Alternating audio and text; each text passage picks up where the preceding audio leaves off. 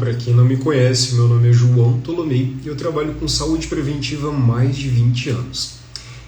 Como vocês já sabem, toda semana tem um convidado especial aqui para a gente falar sobre saúde e dessa vez o tema vai ser saúde financeira, né? Quem já não perdeu uma noite de sono, já não teve aí um ataque de ansiedade, os boletos chegando, né? Quem nunca ficou frustrado pelo fato do dinheiro não conseguir chegar até o final do mês, quem nunca se sentiu perdido com as próprias finanças e sentiu isso na pele, impactando as outras esferas da vida, né? Ou seja, é preciso falar sobre saúde financeira. E hoje eu quero convidar a Marília Klug, ela já até chegou aqui. Marília, bem-vinda, pode até já mandar sua solicitação. Bom, ela é especialista em finanças e gestão de negócios com mais de 16 anos de experiência nessa área, né?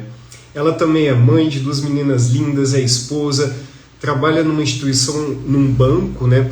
E também brinca, faz arte com a sua máquina de costura e, o mais importante, é minha amiga desde a adolescência, né? A gente se distanciou uns anos aí, mas depois da pandemia, um pouco antes da pandemia, a gente voltou a conversar. Ela fez aula comigo, uma pessoa assim que eu tenho um carinho enorme e eu fiquei muito feliz por ela ter aceitado esse convite. Marília, seja muito bem-vinda, o espaço aqui é seu. Oi, minha amiga, boa noite, como você está? Oi, João. Oi, pessoal. Eu estou bem, graças a Deus. É um imenso prazer poder estar com você e com todo o pessoal para poder falar um pouco sobre saúde financeira e, bem que você disse, um negócio que pode fazer as pessoas perderem o sono, né? Então, bora falar de coisa importante também. Comprometer a vida, né?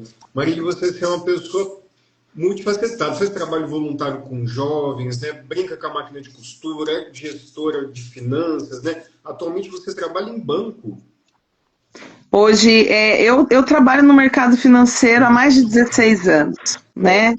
Atuei em todas as pontas, desde da camisetinha do Posso Te Ajudar lá no caixa eletrônico, já fiz gestão de carteiras, pessoa física, pessoa jurídica, agronegócio, expansão de marca, também atuei como gestão de agência, gestão de pessoas, então deu Ou para viver seja, tanta né, coisa nesse meio tempo. tem um know-how aí nessa área financeira, né?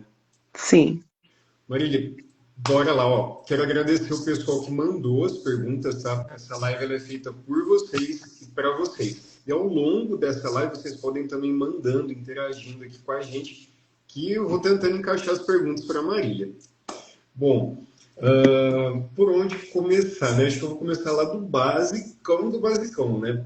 Quando a gente fala em saúde financeira, o que significa isso na prática? De forma bem básica, é equilíbrio entre tudo que entra, tudo que sai e poder fazer reserva, nem que seja uma reserva de emergência. Se a gente fosse trazer para a vida real, é o que você disse no começo: dormir tranquilo sem ter um incômodozinho das finanças batendo no seu ombro. Ou seja, né, ter saúde, né, nessa parte, né?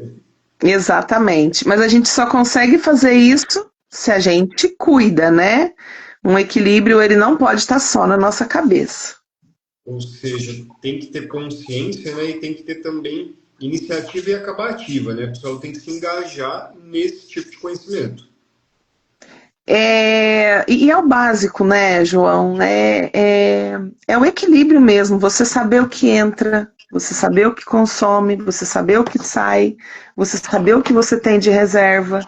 Hoje a gente vive um mundo tão consumista, né? Que nos incentiva a gastar o tempo inteiro, seja num lanchezinho, porque eu mereço, um presentinho, uma coisinha que você vê passando, o algoritmo que sabe o que você gosta, sabe o que você consome e ele te provoca, né? Ele te provoca para se perder nas contas. Acontece até muito do comportamento compulsivo das pessoas se anestesiarem, né? Lidarem um pouco com essa ansiedade através dessas compras online, né? Eu conheço pessoas que são viciadas em estar comprando online compulsivamente, né? De uma forma assim, que falta consciência, né, Má? Sim, sim. Falta consciência e controle de impulso, principalmente controle de impulso. Eu posso fazer um desafio para todo mundo que assistir esse nosso vídeo em algum momento. Corre lá nas principais lojinhas que vocês têm aplicativos e dá uma olhada no carrinho de compras. Todo mundo tem um carrinho de compras cheio, esperando para você fazer a próxima compra. Todo mundo tem alguma coisa pendurada num carrinho de compras.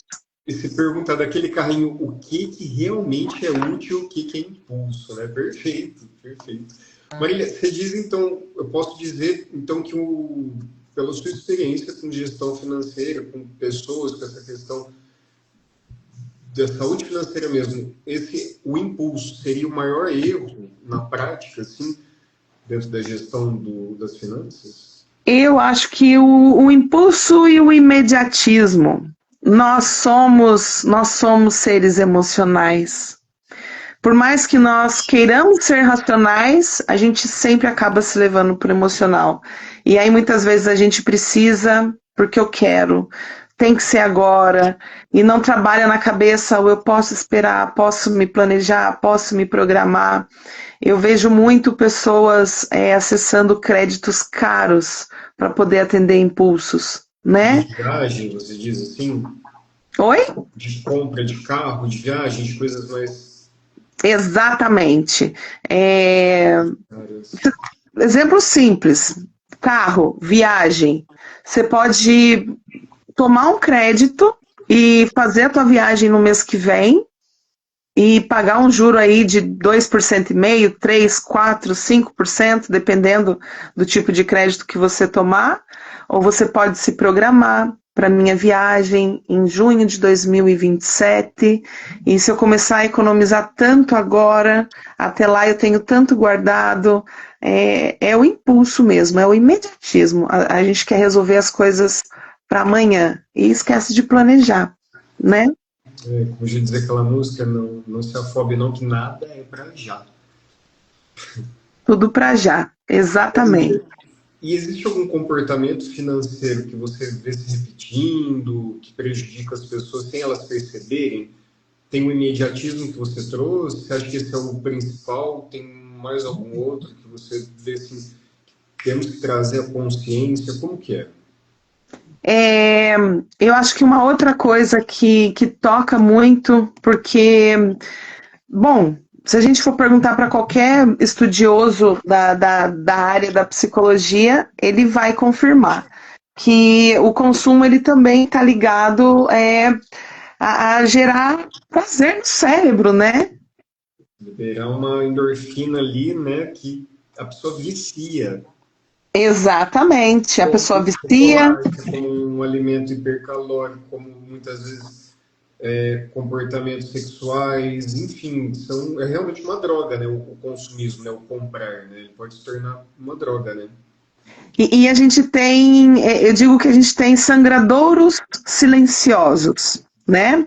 Por exemplo, a pessoa é consumista ou a pessoa não se percebe nos consumos diários. Aí é um sorvetinho, que não estava programado, é aquele lanchinho na sexta-feira, porque eu mereço. E aí a gente vai tendo pequenos mini consumos que vão virando sangradouros silenciosos, né? A pessoa ela vai gastando e ela não se percebe. Você entende o que eu quero dizer? Entendo, mas assim, como que a gente consegue? Tem muita gente que fala, para de ser mão de vaca, você para que ficar planejando tanto? Você vai morrer, não vai levar o dia para nada. Como que a gente lida com esse capetinho que fica falando, você merece, vai lá, é só uma vez? Que isso existe, né? Eu acho que todo mundo tem esse anjinho capetinho, falando, economiza, não, vai lá e gasta. O Ivan colocou ali sobre as ansiedades e as incertezas do futuro, né? E quantas vezes a gente já não se disse, não, porque eu mereço. Ou só se vive uma vez. Não, vamos aproveitar, só se vive uma vez. Quem nunca chutou um balde numa viagem e não disse só se vive uma vez, tá, olha, Dá para jogar na loteria, né? Todo mundo já fez isso em algum momento. Uma, você acha que, na sua visão, o problema das pessoas hoje é a falta do dinheiro? É porque todo mundo reclama, eu não tenho dinheiro, quando eu tiver dinheiro. Ou você acha que é a falta de organização e clareza sobre o próprio dinheiro? Eu acho que a organização. A gente vive num sistema econômico, o sistema brasileiro, ele é diferente de muitos outros países, que é, por exemplo, o parcelamento. A gente se perde em mini parcelamentos, né? E os mini parcelamentos, eles vão virando uma bola de neve, cartão de crédito, né? Falta de controle. Eu acho que assim, ó, se eu fosse dar um conselho, primeiro conselho que eu daria para quem tem essa questão do gasto. Eu uso a regrinha dos 3 P's. Você conhece a regrinha dos 3 P's, João? Eu já ouvi falar, ajuda a gente a lembrar. Eu posso. Você vai comprar alguma coisa, você está vendo alguma coisa legal, né? Eu posso. Poxa, se eu ganho bem, se eu tenho um salário legal, eu posso, né? Eu permiti. Eu preciso? Você precisa se perguntar, eu preciso? Eu preciso disso? Ali tu já para pensar se vai precisar mesmo ou não. Para que eu preciso? É a confirmação, porque às vezes a gente precisa, porque sim. Tá, mas para quê? Para que você precisa disso? Perfeito. Né? Faça o exercício dos 3 P's na sua vida. Eu posso, eu preciso. Para que eu preciso, né? E aí você vai largando muitas coisas no meio do caminho. Ou seja, né, refletir acerca do comportamento ali de consumo, né? Refletir o consumo. A próxima pergunta que enviaram, né? Tem gente que ganha razoavelmente bem, mas nunca consegue guardar, né? Por que isso acontece? Eu lembrei até de uma conhecida minha, né? Aliás, de 2 conhecidos, botando eles para comparar, só para ilustrar essa pergunta. Uma médica lá que ganha 20 mil por mês e que tem um padrão de vida muito alto, gasta 21 mil por mês. E outra pessoa que ganha ali um salário mínimo, mas tem uma vida humilde e consegue fazer uma reserva ali de R$ 1.000 por mês. Ao longo de 10 anos, essa pessoa que ganha 20, ela vai estar muito endividada. E a outra vai ter um salário bem menor, conseguido guardar. Então, assim, você acha que responde essa pergunta? Esse negócio do padrão de vida da pessoa não significa muito, aliás, perdão, do quanto ela ganha mediante o padrão que ela escolhe viver. Não tem a ver isso também? Você entendeu? Ficou claro? Sim, e a gente vive num mundo de status, né? Onde muitas pessoas querem viver para postar, querem viver para o outro validar. E nessa busca de validação externa, ela pode se endividar, ela pode falir, né? Pode se perder. E a gente vai percebendo no mercado financeiro, eu gosto muito de trazer esse tipo de exemplo. As pessoas mais simples, muitas vezes, que entram dentro da agência, tá com uma roupa um pouco mais suja, um pouco mais... ele tem dinheiro guardado, porque ele sabe o que é essencial e ele sabe o que é acessório, né? Muitas vezes aquela madame que fica a unha feita, toda muito bonequinha, às vezes não tem dinheiro na conta que o cara lá com a roupa suja tem. Tá com a conta estourada, né? Conta estourada. Olha aqui que legal, o meu amigo lá do Chile, perdão, do Peru, o Rafinha, tá colocando aqui que são os famosos gastinhos formiga, né? Deve ser esse negócio da sangria, né? Essa referência em espanhol, que legal. Sim. E a gente faz isso, né? Coisas simples que a gente precisa parar para pensar. Quantas assinaturas eu tenho no meu cartão? Será que todos os streamings que eu tenho à minha disposição, eu estou assistindo? Eu estou usando? A gente precisa estar sempre revisitando a fatura, revisitando os Pix que a gente anda fazendo, revisitando o extrato de conta corrente, porque esses gastos formiga, que nem o Rafita diz, eles existem, eles estão lá todos os dias. Alguém, né, te oferece um bombonzinho, aquela promoção, R$ 4,99 nos primeiros 3 meses, depois vai para R$ 29,90. Né? Eu acho que você respondeu a minha próxima pergunta. Eu ia que é qual que seria o primeiro passo realista para alguém que está completamente perdido financeiramente começar a se organizar? É isso? Começar a visitar os seus gastos, O visitar os gastos, ele é um negócio que gera medo, né? né? Confronta, né? Gera desconforto, gera medo, gera angústia. Então a gente tem que primeiro reconhecer. Primeiro a gente reconhece que alguma coisa não está batendo, que todo mês eu estou fechando no vermelho, então eu reconheço que eu preciso sentar e revisitar meus gastos. Segundo momento, caderninho. Bom e velho caderninho. Pega um caderno, risca a folha no meio, faz um risco, joga de um lado tudo que eu ganho, joga de um lado Entra tudo que eu tudo. estou gastando. Se olhe, se olhe. A gente não se olha no espelho todo dia quando vai se arrumar, não vê se a barriguinha tá em dia, não olha para ver se o cabelo tá ajeitado. Bora olhar para os extratos também. A gente precisa se olhar por completo. Legal. E as pessoas acho que muitas vezes evitam, né, esse estudo, né? Autoestudo, né? E tem algum jeito simples, assim, da pessoa ter um tipo de controle? Você falou caderninho, né? Eu acredito que seja uma principal ferramenta, né? Uma forma assim, que ela não precisa virar um expert em finanças, mas que ela já consiga Não desenvolver precisa conhecimento acerca disso. é desenvolver consciência, né? Básico, então, bom e velha consciência. Desenvolver consciência. É presente. É, a gente precisa também, eu já disse, eu gosto de reafirmar para todo mundo. O algoritmo faz a gente ser consumista. Então a gente precisa muitas vezes lutar contra o sistema, se perceber e se olhar de fora, né? Que não é fácil, né? Não. Ô, Parece que Jô, a gente não sabe. viu? Essa pergunta é boa. É, já aconteceu contigo de tu estar conversando com um teu amigo numa roda e tu falar alguma coisa assim, poxa, eu precisava comprar um sofá novo. E aí, de noite, quando você chegar em casa e abrir o teu Instagram, abrir o teu Facebook, vai ter anúncio de sofá? O tempo todo, o tempo todo. Você fala, por exemplo, fulano está fazendo um cruzeiro, que legal. Mas quando você troca uma ideia sobre isso, começa a esclarecer. Nossa, meu tênis Sim. está velho, começa a parecer tênis. O algoritmo ele é treinado, né, para fazer a gente gastar. Aí uma pessoa mais desligada desse tipo de coisa, ela vai falar assim, ó, o universo está me dando um sinal. É verdade, às vezes só com terapia. Aham.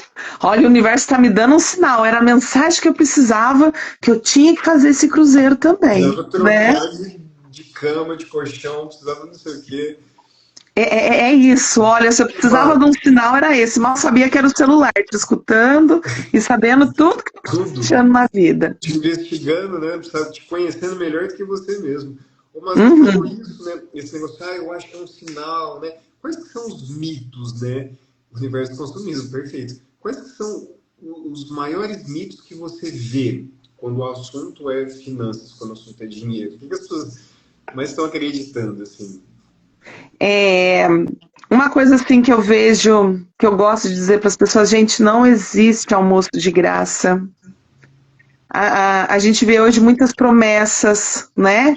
O próprio Brasil está enfrentando agora uma onda de ganho fácil, de ganho facilitado, com jogos online, com curso para te ensinar a vender curso, né?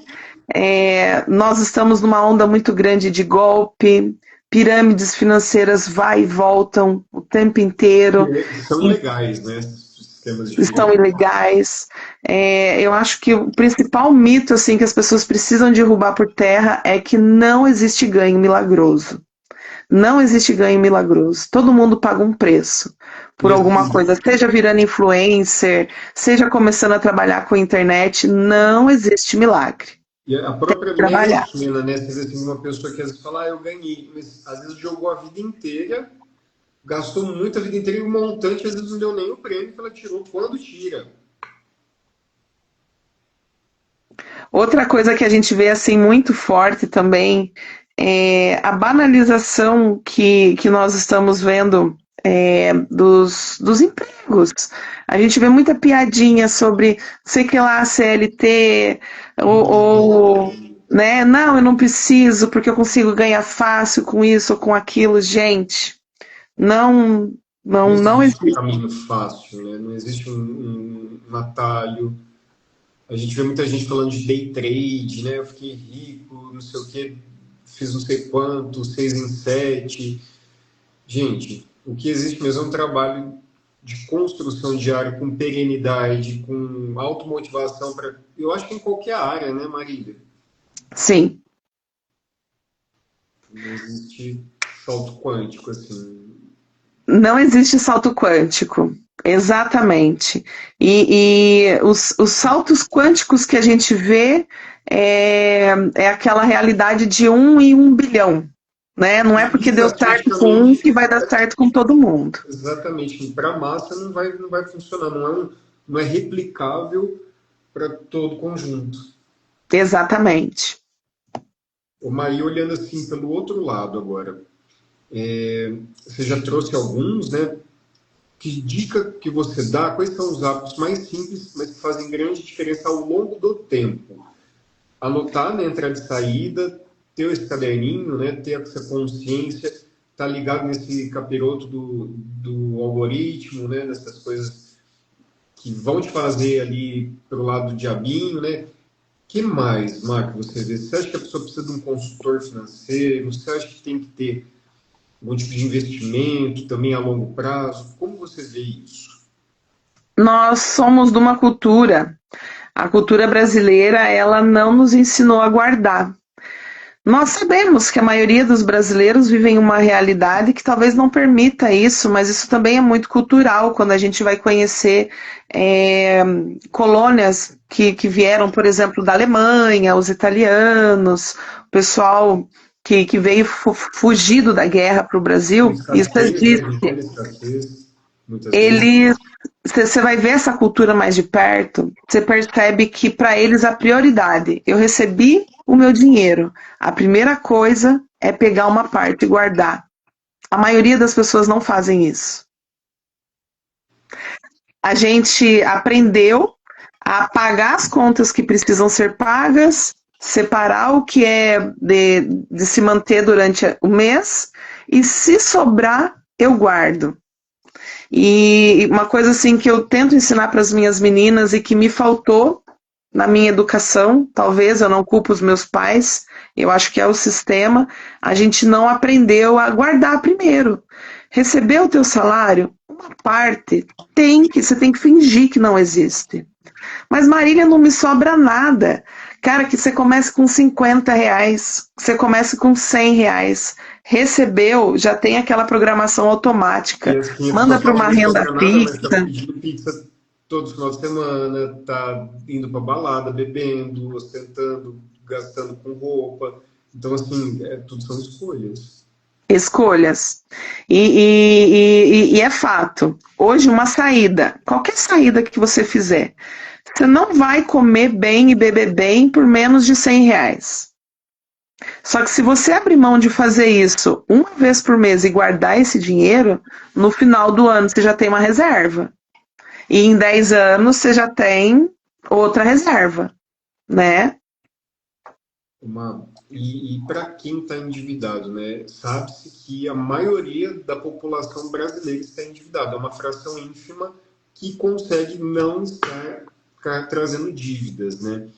Qual que é o erro mais comum para quem se endivida, para quem está vivendo isso? Eu acho que o erro mais comum é a gente continuar empilhando parcelas. Se você está com uma fragilidade financeira, busca a tua instituição, busca os lugares onde você tem dívida em aberto, junta tudo isso numa coisa só, transforma num parcelamento único, transforma isso num único compromisso por mês. A gente precisa se reconhecer e muitas vezes dar passos para trás, diminuir padrão de consumo, diminuir padrão de hábitos de compra. Muitas vezes a gente vê uma pessoa super endividada, mas no fim de semana está postando. Está postando um passeio de barco, está postando alguma coisa que envolve consumo. E a gente precisa se reconhecer, né? Precisa reconhecer essas fragilidades. A gente não se medica quando está doente, a gente não procura um psicólogo quando a gente está com fragilidade mental. Quando a gente está com fragilidade financeira, a gente também precisa de fazer algumas medicações na finança. E uma delas é reduzir parcelamentos e transformar isso em coisas mais enxutas. Outra coisa que a gente precisa cuidar é cartão de crédito. Ter vários cartões de crédito, isso não é legal, reduz para um só, né? Consome no cartão só o que é necessário. Se a pessoa não parar e não sentar para olhar para as próprias finanças, ela não vai conseguir sair do buraco. E as instituições, elas são programadas para fazer renegociações a juros absurdos. Então, muitas vezes, você tem que ser firme para conseguir um desconto numa liquidação antecipada, né? Se for preciso, por exemplo, o banco quer te fazer um parcelamento em 60 meses, mas se você vender, por exemplo, aquele carrinho que tu tem, tu consegue quitar à vista, e se você pagar ao longo de 60 meses, você vai pagar 3 vezes o valor, 4 vezes o valor. Para outro carro. Triplicar, quadruplicar. As pessoas não param para pensar nos parcelamentos que elas assumem, né? Mas essa pergunta aqui é muito boa que enviaram, né? E tem a ver com o que você já trouxe, né? Emocionalmente, qual que é a relação que você percebe das pessoas com o dinheiro, né? Tem a ver mesmo com ansiedade, tem também, envolve o sentimento de culpa, de impulsividade, né? Como que isso afeta, né? Na prática, a vida das pessoas, com a sua experiência, pelo que você observa? Você sabe que falar de saúde financeira é um negócio muito delicado. Para a gente que trabalha no mercado financeiro, eu aprendi que a gente está trabalhando com um dos bens mais preciosos de uma família, né? Quando se fala de patrimônio, quando se fala de finanças, a partir de finanças mal geridas, casamentos terminam, heranças se esvairiam, vidas se perdem, porque a falta de dinheiro também leva as pessoas a cometerem loucuras, né? E não tem um único fator. Tem pessoas que são consumistas porque são. Tem pessoas que não conseguem manter as finanças porque não sabem falar não, porque tem um monte de gente em volta que está ali, ó, sugando e não sabem pôr limite. Tem pessoas que não se controlam financeiramente, recebem bem. Tem pessoas que precisam gerar mais uma fonte de renda, né? Poxa, se eu quero manter esse meu consumo, eu preciso gerar mais uma fonte de renda. Que outra fonte de renda eu vou gerar? Porque só por aqui eu não estou conseguindo, né? E você comentou que não culpa os seus pais, né? Eu acho que ninguém teve educação financeira, né? Eu acho que até o Ivan colocou aqui, faltava ensinar a educação financeira nas escolas, né? A gente vê como a forma como a gente é criado influencia no nosso trato com as finanças, né? Por exemplo, as crenças limitantes, né? Eu lembro da minha avó me falando isso, que um rico possivelmente seria uma pessoa má, quando gente quer mais sofrimento que um pobre passa, mais dor de espírito, né? Que a pessoa que vai estar sem poder comprar, sem poder viver, vai estar amarga, né? Vai estar sem poder viver o bom da vida. Então, assim, a gente recebe muito programação dos nossos avós, que vieram, às vezes, em barcos, lavradores, pessoas humildes, avós, enfim, para cá, para trabalhar em serviços mais da base da pirâmide. Então, assim, falar da energia do dinheiro, né, é falar também de crenças mentais, né, de crenças com poder de expansão e também poder de limitar, né? Como você vê isso, essa questão das crenças, da criação, como a gente lida com essa energia do dinheiro? Eu acho que isso impacta diretamente. Não tem como não relacionar. E os traumas também, né? Porque Tem pessoas que tiveram muita dificuldade na infância e que aprenderam a lidar com o dinheiro na vida adulta. E já outras pessoas tiveram dificuldade e acreditam que precisam seguir nessa mesma egrégora, né? Então, a gente constrói crenças limitantes, mas a gente também é capaz de romper essas crenças. Eu já ouvi muito assim, ó, pessoa falando assim, porque se o pobre não se endivida, ele não adquire nada. Você já ouviu isso, né? Já, Isso é uma crença uma limitante. crença limitante, Porque se ele é capaz de honrar com uma parcela por mês, ele é capaz de honrar com uma parcela de investimento por mês, também, né? exatamente. E a gente pensa assim, não, R$ 50 por mês não vai me fazer diferença, mas eu ainda acredito muito no poder da barganha da compra à vista. A gente ganha muito desconto quando a gente tem dinheiro na mão. E as pessoas não param para pensar nisso. Eu vi isso, eu estou fazendo meu passaporte europeu, né? E aí, enfim, é toda uma burocracia, né? E tem a possibilidade de parcelar, tem a possibilidade de fazer primeiro de um, depois do outro. E eu fui ver à vista quanto ficaria e tive a possibilidade de negociar muito, sabe, mano? E aí eu ainda até troquei uma ideia com o chat GPT. Eu falei, chat, mas eu sei que quando o dinheiro fica na minha conta, vai fazendo um jurinho, né? Se eu pagar tudo isso da vez, qual que é a diferença? O que compensa mais? O chat, não, à vista você, ele ainda me explicou. Eu falei, que bom que eu tive esse conselho ali do GPT, né? E resolvi fazer isso para ter também esse poder de negociação. Então é sobre isso, sobre tentar pagar à vista, comprar, também evitar parcelas, evitar se endividar. É bem assim, parar para pensar, né? Perfeito. Parar para pensar e ter consciência, né? Mas Mas quando é que a gente vai conseguir parar para pensar? Quando a gente aprender a fazer reserva para poder negociar. sem reserva não tem como, né, negociar, se você não tiver ali a bala na agulha. Então, primeiro passo, fazer uma reserva.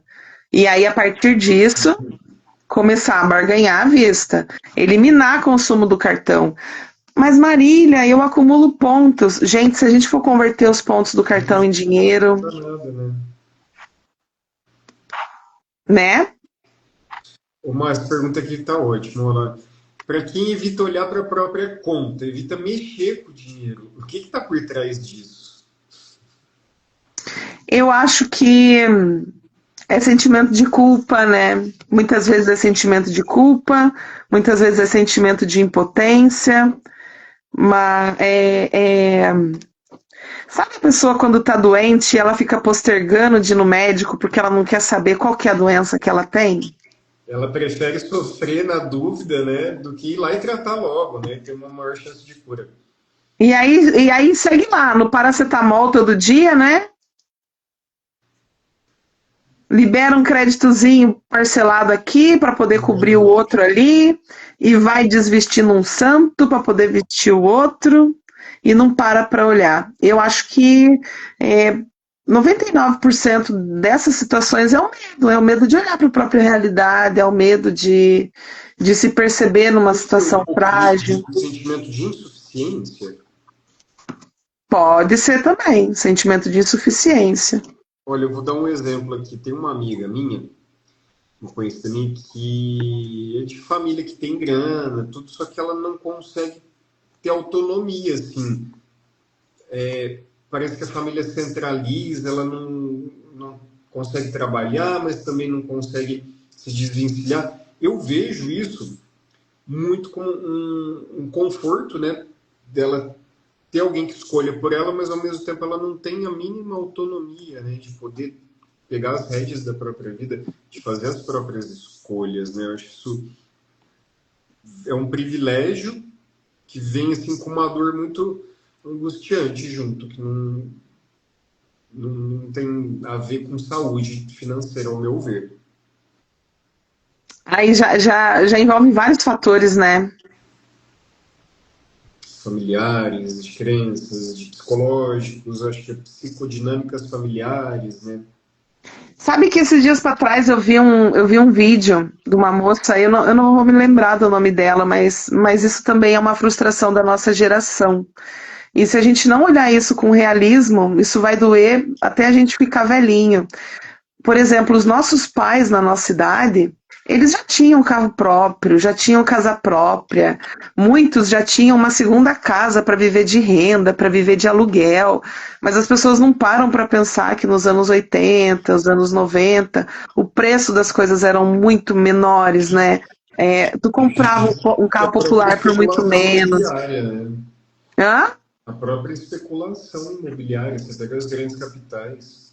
Exatamente. E aí a gente se frustra, porque aí, por exemplo, no caso dessa tua amiga, ela deve ter uma família que banca ela e que eles estão bem de vida, mas a realidade econômica da época em que os pais dela tinham a idade dela hoje era uma realidade econômica muito mais favorável, né? Então, se a gente não parar para se olhar aqui, não se comparar com o sucesso do outro, não se comparar com o sucesso dos nossos pais e entender que tudo é um começo, E né? mesmo assim, quando os pais dela se forem, passarem dos planos invisíveis, ela não vai saber mexer com o dinheiro.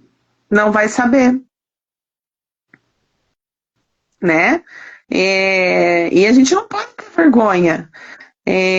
Eu trago assim, poxa, os meus primeiros empregos, o primeiro dinheiro que eu ganhei na vida foi entregando panfleto. Às vezes a gente não quer se colocar numa situação, não, porque eu vim da alta sociedade, ou os meus pais têm isso, têm aquilo. Cara, se tiver que começar do zero, fazendo uma coisa muito simples, faça. Mas você vai ver o sabor que é poder receber um dinheiro teu, conquistado com o teu suor, com a tua garra, com a tua luta, Seu né? esforço. Com o teu esforço. E Encarar de valorizar frente. muito mais quando não vem assim. Então, é o que você disse, não existe almoço de graça, né? Tudo tem um preço. Até que ponto, né, esse controle que ela tá recebendo está sendo conveniente, né? Porque todo esse conforto que está vindo está tendo um preço, né? Mário, eu separei aqui umas perguntas que mandaram sobre investimentos, né? Hum.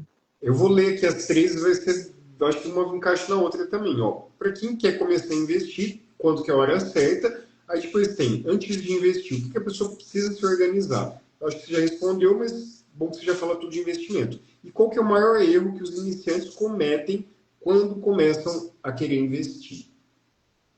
Vamos falar de investimentos. Ó, tem uma coisa que todos os bancos são obrigados a fazerem para qualquer pessoa que vai investir em renda, qualquer tipo de renda variável ou numa renda mais arrojada, num investimento mais arrojado, é preciso fazer uma avaliação do perfil do investidor.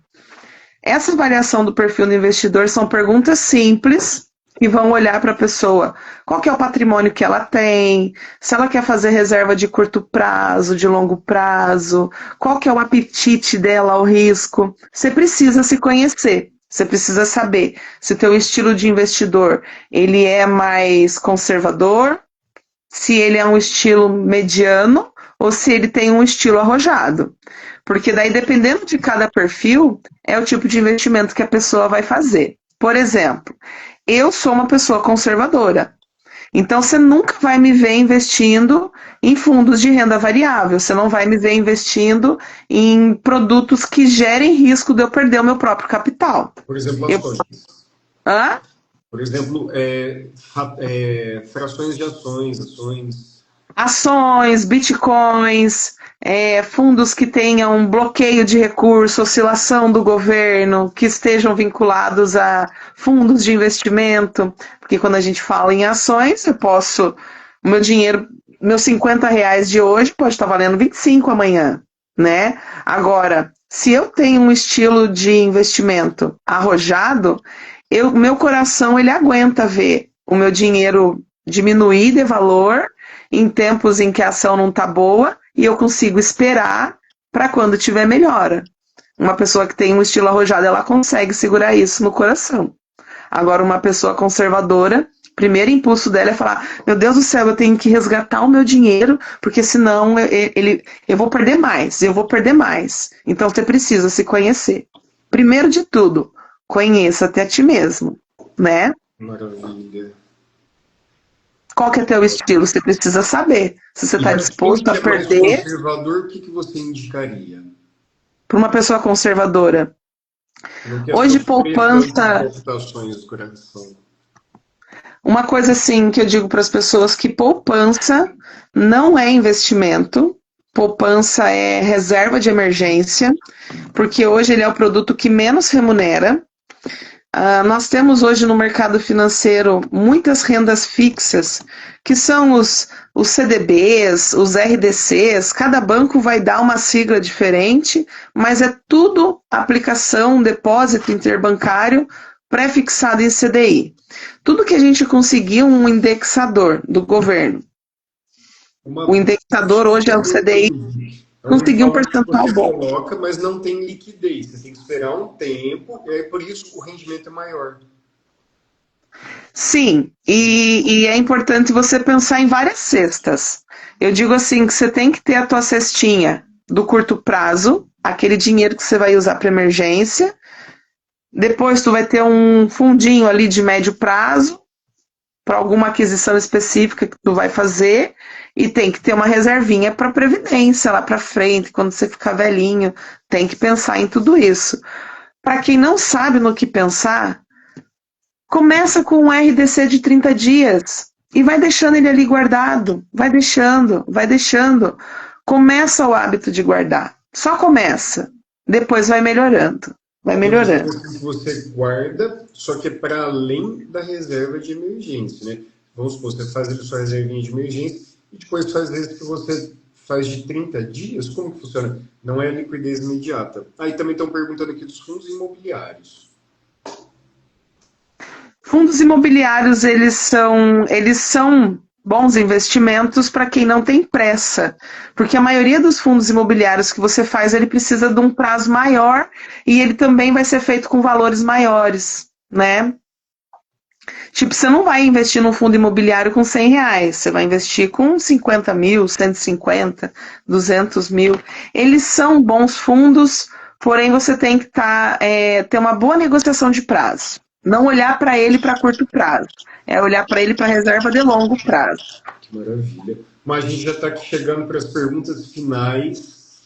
Se você tivesse que dar 3 conselhos simples para melhorar agora a vida financeira de alguém, assim, basicão, o que seria? Colocar no papel, saber o que você gasta, saber o que entra. É importante quando a gente olhar, por exemplo, para quem tem salário, né? Ver o quanto você está pagando de imposto, porque às vezes a pessoa fala assim, não, porque eu ganho 10 mil por mês, mas não sabe que 2.700 está indo para imposto do governo, está ficando em retenção de INSS, né? Precisa colocar tudo isso no papel, tudo que entra, tudo que sai, é minha dica número 1. Segunda dica, faça reserva. Faça reserva, por menor que seja. Primeiro a gente começa, depois a gente melhora, né? E o terceiro é cuidar os impulsos. A gente tem que cuidar os nossos impulsos, os nossos hábitos de consumo. Perfeito. Bom, tem uma pergunta aqui que eu acho que você já respondeu, que é falando da saúde emocional e física, né? Eu acho, né? Vou falar, se você acha que eu estiver viajando, pode me chamar aqui para lucidez. Mas eu acredito assim que você falou, tem que ter reserva pensando no longo prazo, né? Imagina uma velhice onde a pessoa dependa completamente. O SUS é maravilhoso, longe de mim falar mal dele. Porém, ele não consegue dar conta de tudo e de todo mundo. Então, assim, eu vejo que chegar na velhice, por exemplo, e não ter dinheiro é comprometer a própria vida, né? E a gente veio de, por exemplo, os nossos pais, os nossos avós, eles se aposentaram muito bem, mas nós somos uma geração, da nossa em diante, que a gente não vai conseguir se aposentar pelo INSS com um bom salário. Porque existem tetos hoje que são bem menores do que eram aplicados no passado. Então, qualquer pessoa que ganha hoje 15 mil, 20 mil por mês, quando ele se aposentar, se for pelo INSS, ele não vai manter esse padrão de renda. É mesmo. E assim, é o momento que muitas vezes a pessoa vai mais precisar. E é o momento em que ela mais gasta com remédio, que ela mais gasta talvez com Terapêutica, cuidador, com cuidadores. saúde, né? Uma... Para fechar, o que que você diria para alguém hoje? Se a pessoa está completamente perdida nas finanças, ela está endividada, ela, sei lá, saiu do emprego, ela está contando o dinheiro dela. O que que você fala para essa pessoa que está se sentindo assim, sem saúde financeira nenhuma? Eu Dá uma acho que o mensagem primeiro de inspiração para essa pessoa. Acho que o primeiro passo é entender que tudo é momento, né?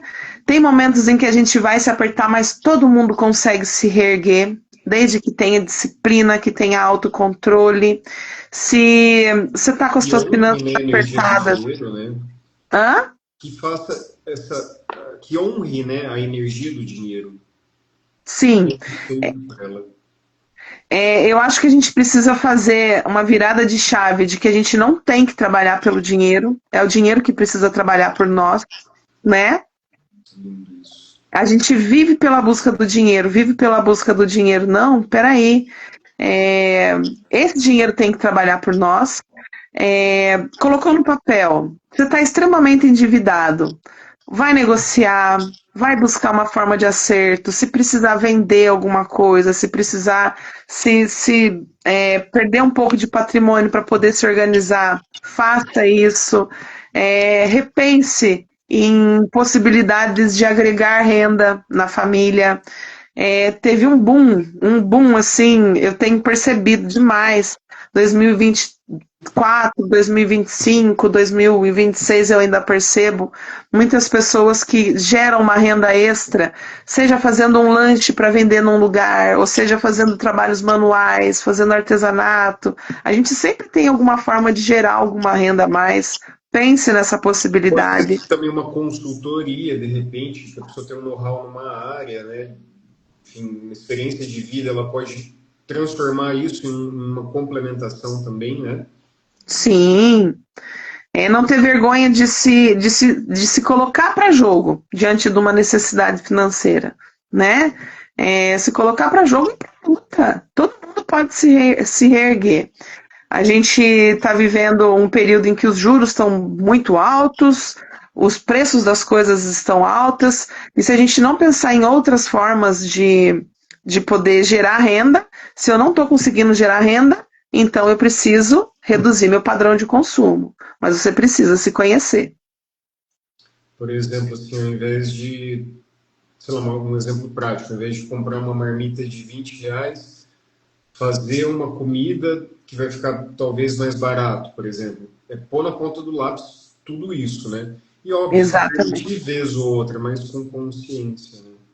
Uma coisa assim que eu demorei para aprender, mas que eu acho muito legal, é cuidar as rotinas de mercado. Por exemplo, tem dias da semana em que a carne está mais barata, tem dias da semana em que tem a promoção dos produtos de limpeza, tem dias da semana que tem promoção na fruteira, né? Às vezes a gente fala assim, isso é coisa de muquirana. Mas, meu, se você colocar isso na ponta do lápis, você vai ver o quanto faz te sobrar no final do mês. E aí, quando a gente começa a perceber o dinheiro trabalhando para nós, a partir desses insights, aí vai se tornando prazeroso. Aí a gente vai querendo ter vantagem e vai querendo, sabe, se manter nessa. Não, eu estou sendo inteligente financeiramente. A gente precisa ter esse olhar e se olhar com orgulho quando consegue alcançar, né? Essas barganhas, consegue alcançar uma organização através dessas observações que a gente faz. Maravilha. Marília, eu tenho certeza que esse nosso bate-papo aqui agregou muito valor, né? Trouxe aí valor para a vida das pessoas, foi fator de soma aqui. Vai ainda gerar muitos frutos, que as pessoas vão entrando, vão vendo. Dá para a gente fazer assim, essa ajuda, né? Fiquei feliz de poder proporcionar isso através desse bate-papo tão rico como você. Muito obrigado pela sua presença, que Deus continue te abençoando, você e a sua família, para você ajudar as pessoas, para você ser esse fator de transformação dentro e fora do seu trabalho, na vida dos amigos, da família. É só isso, eu tenho muita gratidão por compartilhar esse momento com você. Obrigado, minha Eu amiga. também. Também, João, muito obrigada, viu? Me coloco à disposição para o pessoal que entrou na live. Depois, se quiser me chamar no particular, tirar alguma dúvida. Mas vamos falar de finanças, vamos falar de educação financeira, porque isso envolve o todo da nossa saúde, né? Perfeito, perfeito. Ó, o pessoal que está agradecendo, a Michelle te agradeceu, prima que orgulho, Ivan, obrigado a todo mundo que viu, que vai ver. Então, Obrigada. manda essa live para os amigos, deixa aqui um comentário. E obrigado a todos, obrigado, Marília. Quem sabe em breve a gente faz mais uma. Um grande abraço. Abração. Obrigado.